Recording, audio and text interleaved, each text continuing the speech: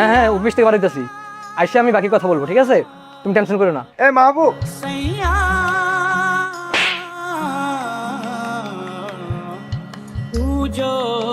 তোর এত বড় সাহস, তুই চারের নাম ধরে ডাকিস? তুই চারে চিনিস? উনি কে?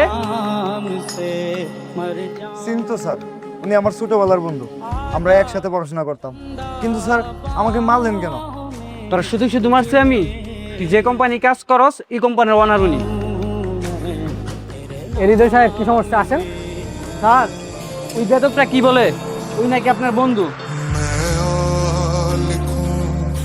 তুই আসিস না? তুই এখানে সিকিউরিটি গার্ডের চাকরি করস কিসের জন্য?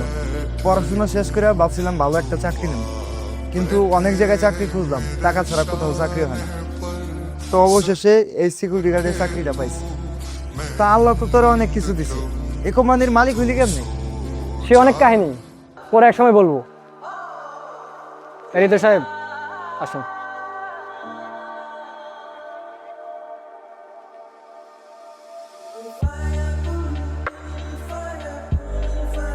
স্যার, একটু কথা ছিল। হ্যাঁ হৃদয় সাহেব, বলেন কি কথা? স্যার, সামান্য অফিসের দারোয়ান আপনার বন্ধুর পরিচয় দিল, আপনার নাম ধরে ডাকলো। স্যার, স্যার এগুলো যদি অফিসে জানাজানি হয় স্যার, আপনার মান সম্মান থাকবে স্যার? হ্যাঁ, আপনি ঠিক কথাই বলছেন। এই কথা জানাজানি হলে আমার মান সম্মান থাকবে না। তাহলে তো ওকে আর সিকিউরিটি গার্ডের চাকরিতে রাখা যাবে না। আপনি এক কাজ করেন, আমি শোরুমে যাচ্ছি, আপনি ওকে শোরুমে নিয়ে আসেন। আচ্ছা স্যার, আসি তাহলে স্যার। Okay sir.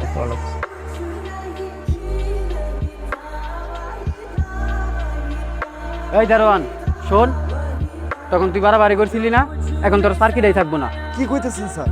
আমার চাকরি থাকবো না মানে? আমি কি করলাম আবার? তুই শর্টকানা গায়ে বুঝিস নি? তুই কি করছিস? তুই স্যারের নাম ধরে ডাকছিস, সেই কারণে স্যারে তোর সার্কিট থেকে বাইর করে দিব। কি কইতেছেন স্যার? এই চাকরিটা গেলে স্যার আমি অসহায় হব।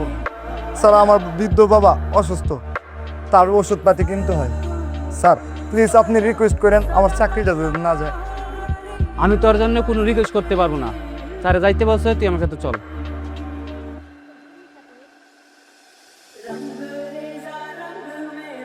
স্যার, ওকে নিয়ে আসছি। দেখ আশিক, তুই আমার ছোটবেলার বন্ধু, আমরা দুজনে একসাথে পড়াশোনা করছি, একসাথে অনেক কিছুই করছি, এটা আমার এখনো মনে আছে।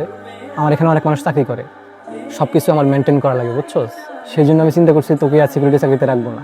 স্যার আমার বাবা অনেক অসুস্থ, তার চিকিৎসা খরচ, সংসারের দায়িত্ব আমার কাঁধে।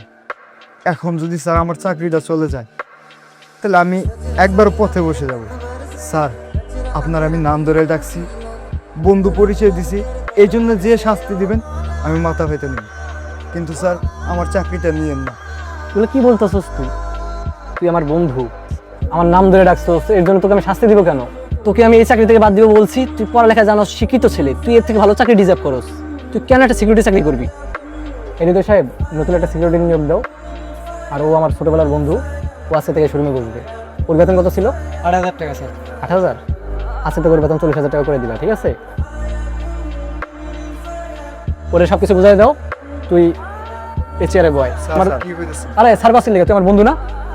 বয় চেয়ারে বয় বেটা।